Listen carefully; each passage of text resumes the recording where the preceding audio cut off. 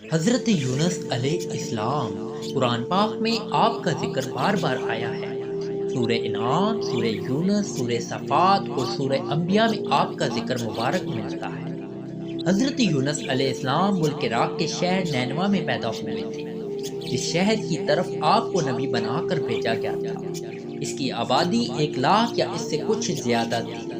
آپ بھی لوگوں کو بت پرستی سے منع فرماتے تھے اور ایک اللہ کی عبادت کی تعلیم دیتے رہے، برائیوں سے منع کرتے اور اچھائیوں کی ہدایت کرتے۔ اس بات سے آپ کی قوم آپ کی دشمن ہوگی۔ آخر قوم کی بار بار مخالفت سے تنگ آ کر آپ نے فرمایا کہ اب اللہ کا عذاب تم پر آ کر رہے گا، اور یہ کہہ کر دریا کی طرف چلے گئے۔ ایک کشتی جانے کے لیے تیار تھی، اس پر سوار ہو کر روانہ ہو گیا۔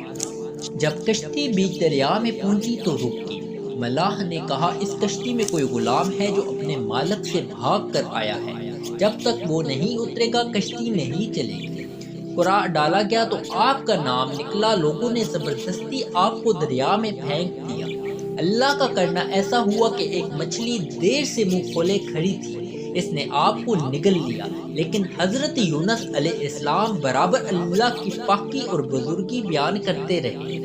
اگر آپ اللہ کی پاکی اور بزرگی بیان کرنے والے نہ ہوتے تو قیامت تک مچھلی کے پیٹ میں رہتے، مگر اللہ میاں بے حد مہربان اور رحمت کرنے والے ہیں۔ وہ ہر توبہ والی کی توبہ قبول کرتے ہیں اور ہر پناہ چاہنے والوں کو پناہ بخشتے ہیں۔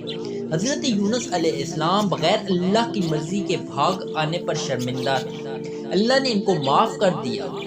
عاجز آ کر اندھیرے میں پکار اٹھے، لا الہ الا انت سبحانک انی کنت من الظالمین۔ اے اللہ، تیرے سوا کوئی عبادت کے قابل نہیں، تو پاک ہے، میں نے اپنے اوپر ظلم کیا۔ نے ان کی دعا قبول کی اور غم سے نجات دی، مچھلی کے پیٹ سے نکال کر میدان میں ڈال دیا اور اس پر ایک بیلدار درخت اگا دیا۔ حضرت یونس علیہ السلام نے اپنی قوم سے روانہ ہونے کے بعد اللہ تعالیٰ نے ان پر ایک بڑا سخت عذاب بھیجا، لیکن جب قوم نے دیکھا کہ عذاب آ رہا ہے تو وہ سب جنگلوں میں آ کر اللہ سے استغفار کرنے اور توبہ کرنے لگے۔ اللہ تعالیٰ نے عذاب دور کر دیا۔ حضرت یونس علیہ السلام اچھے ہو کر دوبارہ قوم کے پاس آئے تو وہ ان کے انتظار میں تھے، چونکہ انہوں نے اپنی آنکھوں سے عذاب دیکھ لیا تھا، اس لیے سب کے سب ایمان لے آئے اور صدیوں تک امن و چین سے رہے۔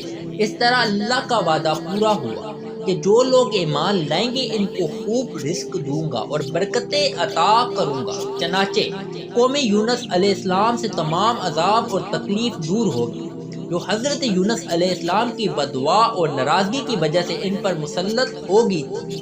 حضرت یونس علیہ السلام نے مچھلی کے پیٹ میں جو دعا کی، یعنی لا الہ الا انت سبحانک انی کنت من الظالمین، اب جب کوئی مصیبت یا آفت نازل ہوتی ہے تو اس کو پڑھا جاتا ہے، اللہ پاک اس کی برکت سے آفات کو دور کر دیتا ہے۔